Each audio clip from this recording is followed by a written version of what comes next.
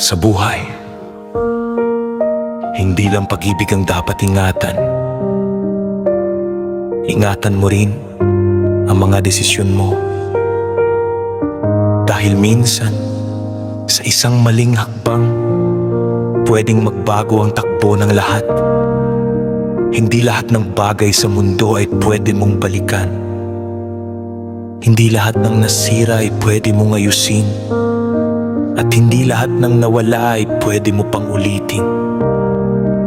Kaya bago ka gumawa ng kahit anong desisyon, huminga ka muna, pumikit, at pakinggan ang sarili mo. Dahil sa dulo, ikaw din ang babalik sa mga pinili mo.